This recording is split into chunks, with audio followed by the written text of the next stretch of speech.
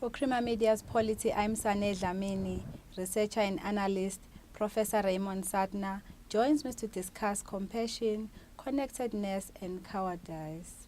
Welcome, Professor. Thank you. Your column normally uses language you don't normally find in political writings. Words like compassion, making pain of others your own, connectedness, etc. Why is this? I've been trying to understand for a long time what it is that makes people willing to die, willing to undergo punishment, suffering, and others not willing to do this. And I've been reading quite a lot of liberation theology and feminist theology, and they deal quite a lot with these questions like compassion. It's helped me to understand, but I already had picked up that when you get involved in the struggle and you land up in jail, it doesn't help you how well you know the Bible or how well you know Marx. If you sit alone in your cell, you really have to have something more than intellectual understanding to be able to survive torture, all of these things. And what I found was important is that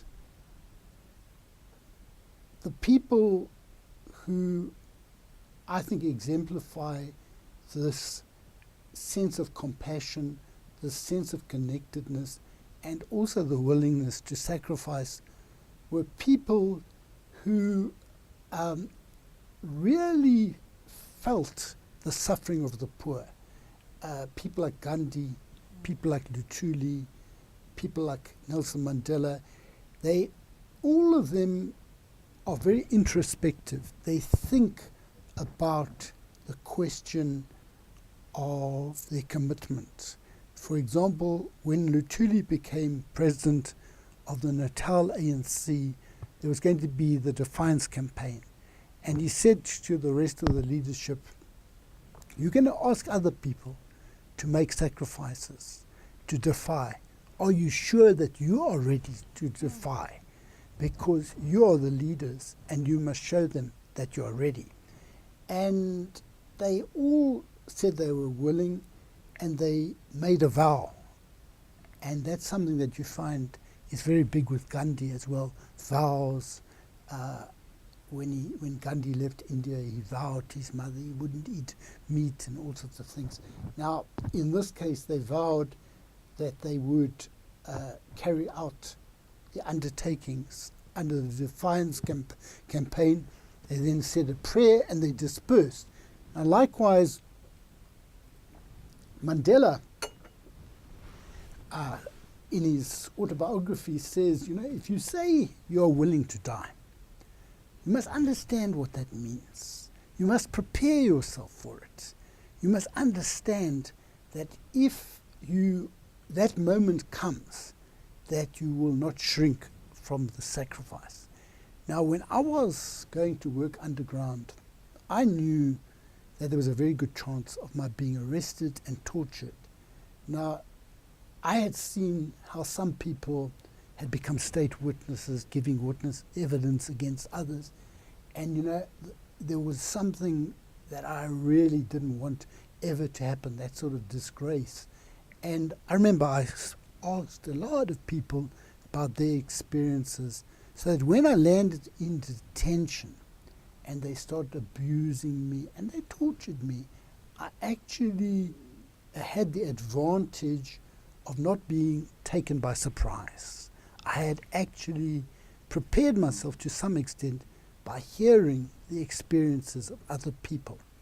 Now, what I think is important in all of this is that the person who finds himself in detention or in hardship as an MK soldier, whatever it happens to be, must have a sense of connectedness. They must feel that the suffering of the people for whom they are going into battle or they're landing in jail means something to them beyond something intellectual, that it's not just a logical question, that they understand and they emotionally invest in that struggle to free the people of South Africa. And you say that many of those who are now endorsing the Nkandla saga were once very brave, and they put a lot of weight on their own dignity and self-respect. What do you think is behind their endorsing this? You see, when you endorse something and you can see, and I'm suggesting they can see logically, they can understand that this is not right. This is diversion of funds meant for the poor to make improvements in the home of Jacob Zuma. Now, many of these people were important fighters. Some of them fought in a place like Lesotho. Every day you lived with the danger like that the SADF would raid, and one day they did raid and they killed lots of people, including Lesotho citizens. So these people were not cowards during the struggle, many of them. Now, what I think has happened is William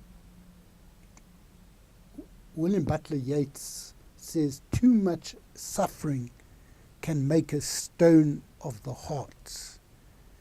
But what I think has happened is you can also have too much of the good life, and that can make a stone of the heart. Now, what I think has happened here is people have been offered opportunities for wealth, for positions, and a number of other things, but also even at a practical level, some people, because they've got higher salaries, have got more commitments, things like this. Consequently, the politics is now about getting positions. It's not so much about those people who previously motivated you to be a freedom fighter. So that the connectedness that I spoke about is no longer so strong.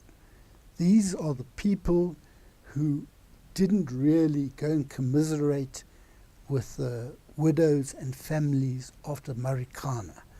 These are the people who say, we don't want your dirty votes in Bekkerstal, or are unsympathetic to the cries of the poor from whom they come. Now, once that happens, it is not so difficult to take decisions that seem to run contrary to a life of bravery in the case of many of these people. Because when you do this, what you're doing is, in some ways, losing your dignity, because you are doing what you don't really believe is right. And I don't think anyone has given a very good reason for supporting and endorsing the Nkandla spending. Thank you, Professor. That was Professor Raymond Suttner speaking to Creamer Media's Polity about compassion, connectedness, and cowardice.